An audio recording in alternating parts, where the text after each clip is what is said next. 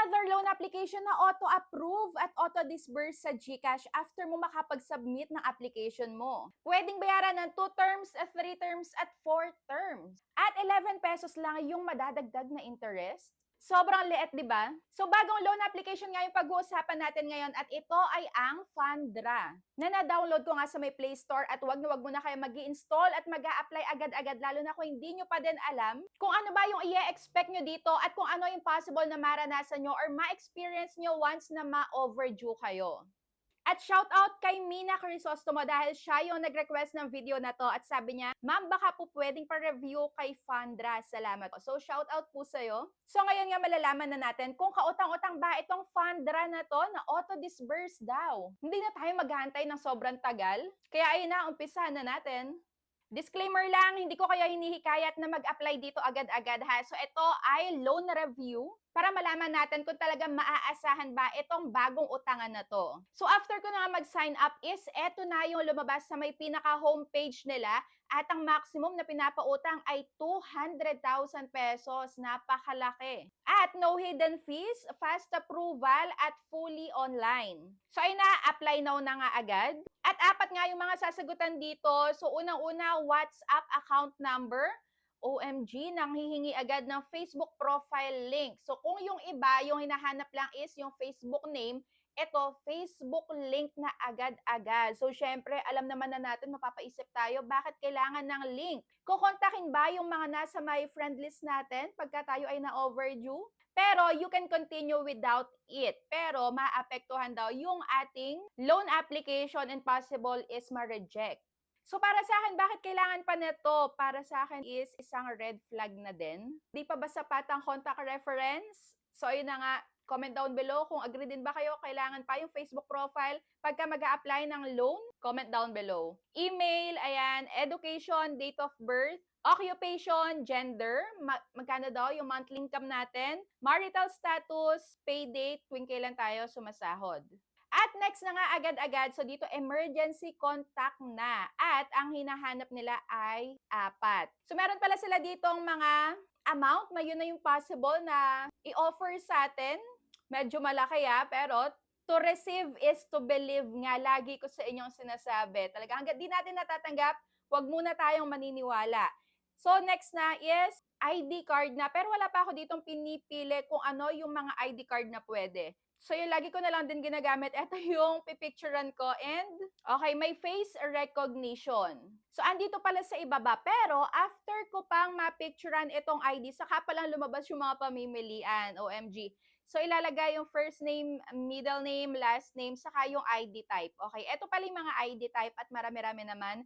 National ID, SSS, passport, postal, UMID or UMID, voter's ID, driver's license, GSIS, TIN or TIN, PRC at PhilHealth. Marami-rami naman din. Pero, magkano kaya ang i-offer at automatic na bang papasok sa may GCash ko? So, ayan na nga, pinili ko na ang GCash at meron ditong 25 pesos na makakaltas. Agad-agad nakalagay na. And meron din coins.ph, Paymaya, GrabPay. So, ayan, ilalagay na yung account number and after this, okay, meron pa nag-pop up. Sabi ay, please confirm that it is the account of yourself. O dapat daw sarili natin yung GCash natin. At last na nga, ayan. So, eto na yung na-offer sa akin for the first time. At 99% approval rate pa, OMG. Parang talagang auto-approve na to ha. At isa pa pala, kare-release lang nitong January 2026 nung Fundra na to. At na-offeran nga ako ngayon ng 2,000 pesos. Yung loan term ko ay 150 days. Pwede kong bayaran ng 2 terms, 3 terms, at hanggang 4 terms. Okay, so pagka 2 terms, dalawang bigay. Pero sa unang pagbabayad, halos lahat na bayaran ko na din dahil ang babayaran ko nga ay 2,000 pesos.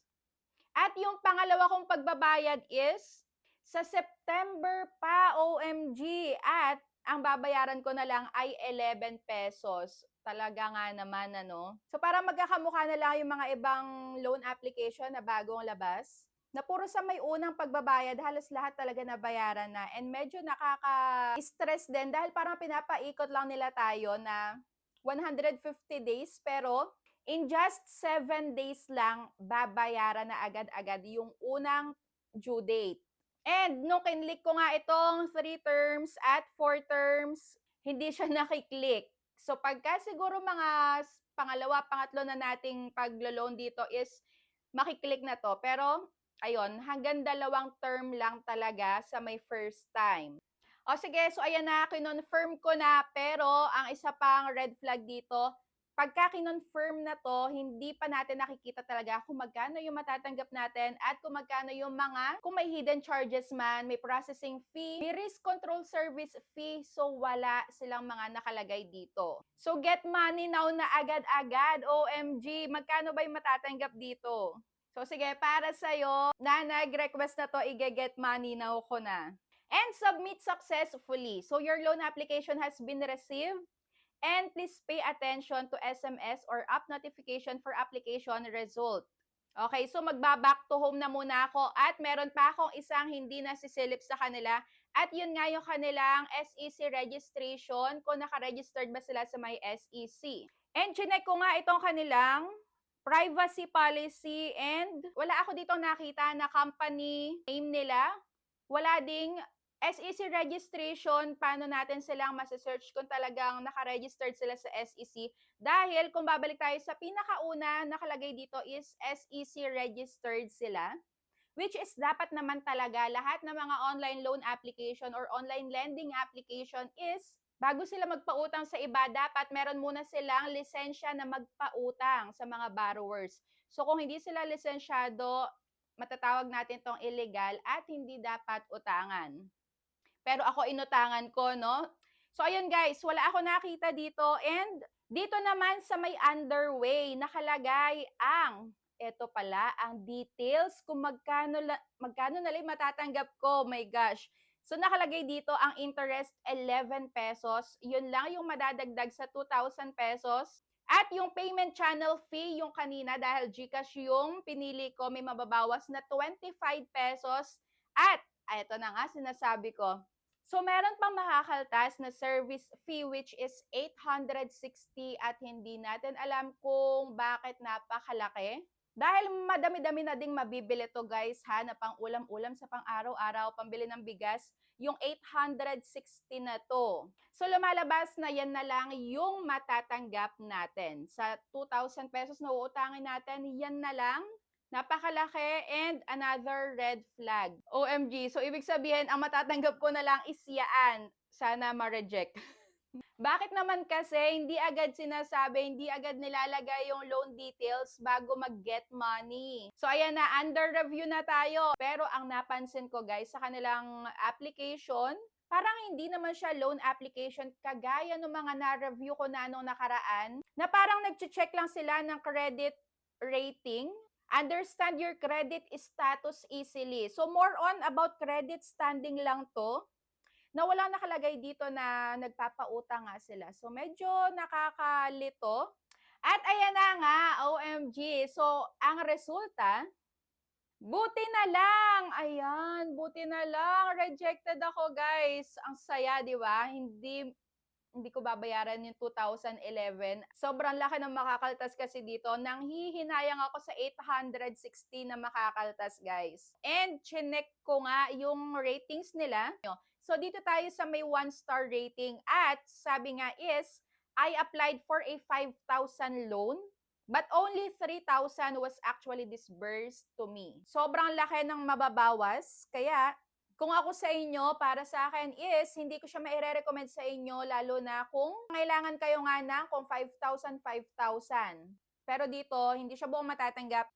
So this kind of setup is misleading and unfair to borrowers. Tama nga naman, dahil kung talagang kapos na kapos, sobrang nangangailangan yung borrower, hindi niya buong matatanggap. Nakakadismaya, palamura yung agent, and they also sending harassments and threats. Maganda kasi nakakatulong, pero ibang klase sila manakot. Mga rude yung agents and legit may harassment, may pananakot. So ayan lang guys, lagi pag may nakita kayong bagong loan application, wag muna kayo agad-agad nag-i-install or nag-a-apply.